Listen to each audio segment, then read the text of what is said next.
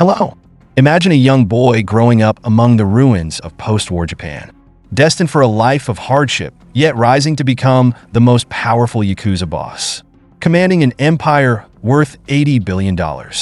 This is the story of Kenichi Shinoda, a journey from the dim docks of Keshu to the formidable leadership of the Yamaguchi-gumi, a tale of ruthless ambition and strategic brilliance. How did a poor child manage to transform into Japan's most notorious underworld kingpin? Kenichi Shinoda was born on January 25, 1942, in Ino, Keshu, Japan, and endured a childhood marked by tears and the chaos and instability that enveloped the nation after World War II. Japan was then like a fractured tapestry, struggling to recover from the ravages of war. Food was scarce. Jobs were hard to come by, and danger lurked on the streets. Despite these harsh conditions, Shinoda strove to steer clear of life's pitfalls. While many of his friends fell into petty crime and street gangs, he remained focused on his studies. Shinoda attended Ida Fishing Vocational School, a modest institution that nonetheless held a glimmer of hope for a brighter future. Here, he learned perseverance and how to avoid being swayed by his surroundings. After graduating, Shinoda landed a job at a large seafood company in the neighborhood, a seemingly ordinary start for someone from his background, offering a steady income and a bit of security. But to be honest, the job had little allure. The long hours, the heavy weight of fresh fish, and the pungent smell of the harbor became his constant companions. Shinoda battled harsh weather conditions, yet none of this could bring him down. But his life took an unexpected turn when he began forming ties to Japan's underworld. While working at the seafood company, Shinoda's life wasn't only about sweat and tears. He started to forge shady connections with those who lived on the fringes of the law. The company was not merely a place for catching fish, but was also a hotbed for smuggling, black market deals, and a meeting point for notorious figures. With a keen eye and unwavering courage, Shinoda began to approach and befriend these people. They saw potential in him, and soon, he was drawn into a world promising excitement, power, and wealth, things his job at the seafood company could never offer. Not long after, Shinoda was introduced to Hiroi-gumi, a small gang operating in the area. This gang was an offshoot of the Yamaguchi-gumi, one of Japan's most feared Yakuza organizations. Joining Hiroi was like gaining entry into a secret society with its own codes, rituals, and honor, guiding him into the intricate web of deception and danger in the underground world. Hiroi wasn't a playground for children, but a dark underworld where illegal activities such as extortion, gambling, and violent brawls were the norm. In that fierce environment, Shinoda quickly proved his worth to the gang, establishing himself not just as a newcomer, but as a cunning warrior, adept at harnessing the dynamics of power and influence. One of the pivotal events marking Shinoda's rise within Hiroi was a bloody conflict with a rival gang. These battles were not mere skirmishes, they were life and death encounters, where human lives hung by a thread with every knife thrust. Shinoda's ruthlessness and unwavering determination set him apart as a shining star in the darkness of the criminal underworld. By the late 1960s, he was fully immersed in a life of crime, undertaking every necessary action to expand Hiroi's influence. The gang engaged in serious offenses ranging from extortion to illegal gambling, squeezing every cent from local businesses and anyone who dared to obstruct their path. The conflicts with rival gangs escalated to unprecedented levels, turning the streets into blood-soaked battlefields, where Shinoda was resolute in maintaining his position at the top. Then came a shocking event that put Shinoda on the crime map: the assassination of Daipon Hokai. In 1969, Daipon was a formidable rival boss, and Shinoda brutally dispatched him with a katana, the cold steel blade slicing through flesh. The horrific scene sent shivers down the spines of onlookers. This was no ordinary murder, but a death sentence served to anyone daring enough to challenge Shinoda or Hiroi. This act of violence swiftly established Shinoda's fearsome reputation, marking his violent ascent within the higher echelons of the Yakuza. However, great power came with notorious fame. Law enforcement could not remain passive in the face of the escalating violence and viewed Shinoda as a significant threat. Following the shocking murder, they intensified their investigations in pursuit of him. In 1970, Shinoda was arrested and sentenced to 13 years in prison.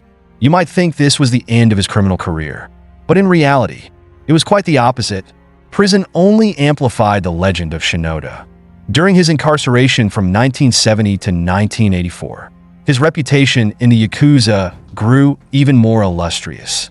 Not only did he survive, but he thrived, earning the respect of fellow inmates and other Yakuza members. He served his sentence with calm resolve and unwavering loyalty to the gang. Shinoda became a legendary figure. His willingness to commit brutal acts of violence followed by enduring the consequences without betraying his comrades made him highly valued among Yakuza bosses. They saw in Shinoda a principled man, someone to be trusted and in the underworld that was worth its weight in gold. In 1984, after 13 years of enduring prison for the murder of Diapon Hokai, Shinoda stepped out into the world, free but burdened with weighty realizations. The world he returned to had changed dramatically.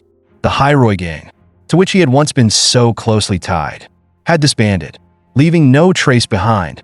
Without his leadership, the organization had lost its spirit, and now Shinoda felt a profound emptiness. But he refused to accept defeat. Shinoda was determined not just to return, but to rise even higher and stronger. He quickly reunited with Takamine, a close friend and longtime associate. Together, they decided to form a new gang called Kodo-kai.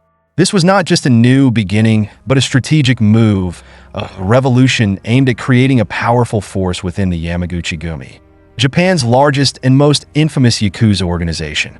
With the backing of Yamaguchi-gumi, Kodo-kai quickly gained the strength and connections necessary for rapid expansion. Never content with a small territory, under Shinoda's ruthless and effective leadership, they began to dominate surrounding areas. They didn't just seize control of casinos. They also encroached on protection rackets and seized any profitable opportunity that came their way. By the late 1980s, Kodo-kai had grown significantly, spreading across 18 prefectures with over 4,000 members. This expansion was not merely about territorial gain. It was a battle for dominance. Shinoda understood that to survive and thrive in the Yakuza world, he needed to command both fear and respect, qualities he had honed during years of struggle. Kodo-kai's presence was pervasive, raking in millions of dollars from various illegal activities, from extortion to smuggling. However, Kodo-kai's expansion was not without its challenges. The fight for territory naturally led to fierce conflicts with rival gangs, even within the ranks of Yamaguchi-gumi itself. Shinoda was no stranger to violence, and he handled these conflicts with the brutal efficiency that had become his trademark. He was unhesitant in taking whatever actions were necessary, and his followers were equally ruthless. They fought fiercely to defend their territory, expanding their influence by any means necessary, from threats and forging strategic alliances to open confrontations. One of the standout aspects of Shinoda's leadership was his ability to maintain loyalty among the members. Kodo-kai was not just a gang, it was a tightly knit organization. With Shinoda at its helm, he inspired loyalty through his actions, always leading from the front, accepting risks and fiercely protecting his people. This loyalty was crucial for sustaining unity and effectiveness within Kodo-kai, especially as they faced numerous external threats. With determination and strategic vision, Shinoda continued to ascend the ranks within Yamaguchi-gumi. After proving his mettle during the Yamaguchi-Ichi conflict, his reputation solidified. He became a fearless leader, adept at navigating the most perilous and sensitive situations. This period was not just about consolidating power, it was about expanding influence, establishing Kodo-kai as an unassailable force within the Japanese criminal underworld. Shinoda's rise was never smooth, as he was notorious for his brutal actions and sharp strategic thinking. He not only maintained order within his ranks, but imposed it with an iron fist. In this brutal criminal world, anyone daring to oppose or threaten his power was dealt with mercilessly. He understood that in the Yakuza, fear and respect must always coexist. But then everything took a terrifying turn. In 1997, Shinoda faced a significant challenge when he was arrested for possession of a firearm, a serious charge that could derail his ascent. The incident arose when a gun was discovered in his possession, and law enforcement saw it as a golden opportunity to take down a major Yakuza figure like him. They were determined to pursue him at all costs. However, the trial took an unexpected twist. Despite substantial evidence against him, Shinoda was acquitted. His attorney skillfully argued that the gun actually belonged to his bodyguard, who willingly took the blame for his boss. This not guilty verdict was not only a tremendous relief for Shinoda, but also spared him a lengthy prison sentence, preventing far-reaching consequences. It showcased his ability to navigate the legal system and evade trouble, further cementing his untouchable image within the Yakuza. Fast forward to 2004. A pivotal moment in Shinoda's career arrived, when Yoshinori Watanabe, the fifth boss of Yamaguchi-gumi, decided to take a leave of absence. A significant power vacuum emerged at the top of the organization, and all eyes turned to who would fill that void. With his renowned reputation and exceptional strategic ability, Shinoda quickly became the frontrunner. Yamaguchi-gumi needed a strong leader, and many within the organization saw Shinoda as the ideal choice. His ruthlessness in dealings and ability to inspire loyalty made him the figure everyone anticipated. Ultimately, in 2004, he was appointed as the Wakagashira, or deputy leader, officially positioning him as the second-in-command within the organization. This was a clear signal that Shinoda was on the path to the highest position, but it also sparked fierce power struggles, as many others coveted that coveted seat. In July 2005, a shocking milestone occurred when Shinoda was officially promoted to Kumicho, becoming the sixth boss of Yamaguchi-gumi, the largest and most powerful Yakuza organization in Japan, arguably in the world. This was not merely an achievement. It meant that Shinoda now held the keys to a vast criminal empire with tens of thousands of members ready to follow his orders.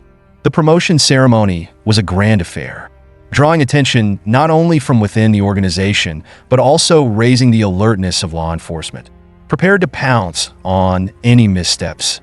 With a sharp mind and an indomitable spirit, Shinoda decided to implement a clever strategy to throw law enforcement off his scent.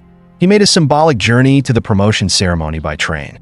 Imagine a soon-to-be Yakuza boss sitting on a public train, blending in with ordinary passengers, a clever plan to evade government surveillance.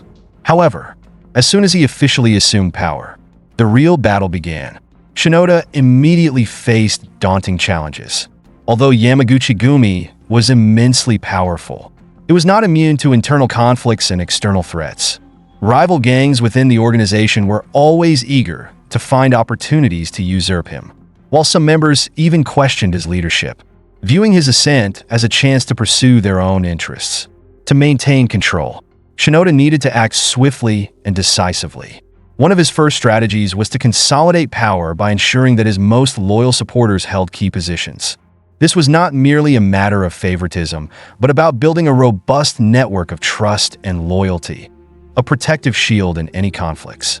However, Shinoda could not overlook law enforcement, which relentlessly pursued the Yakuza.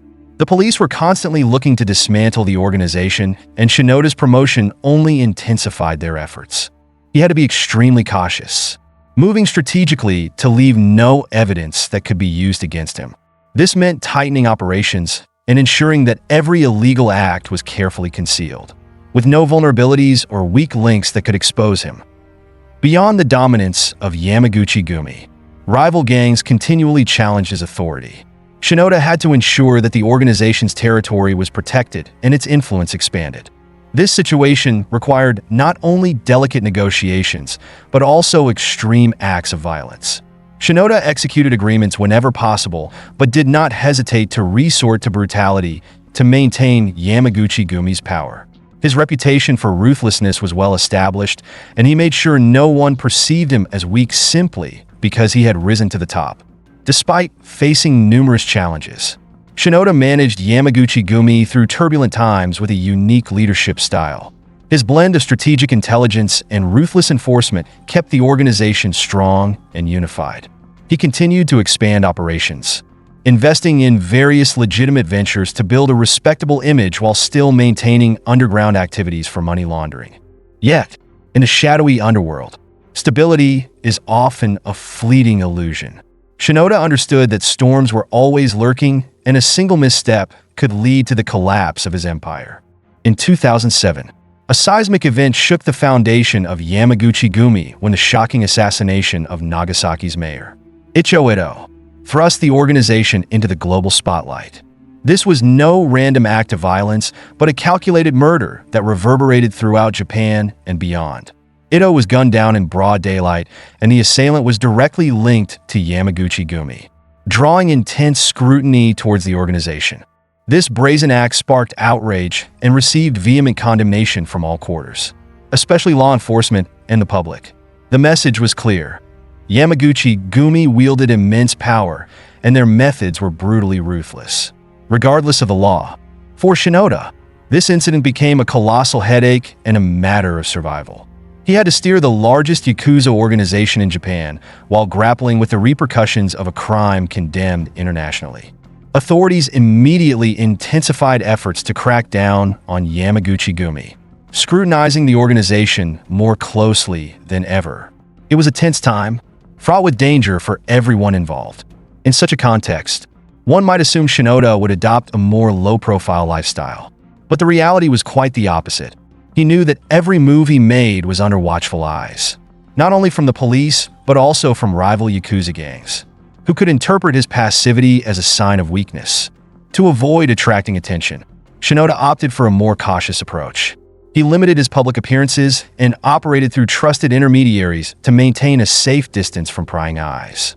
Despite his caution, he skillfully retained control over Yamaguchi-gumi, ensuring that the organization remained both powerful and profitable.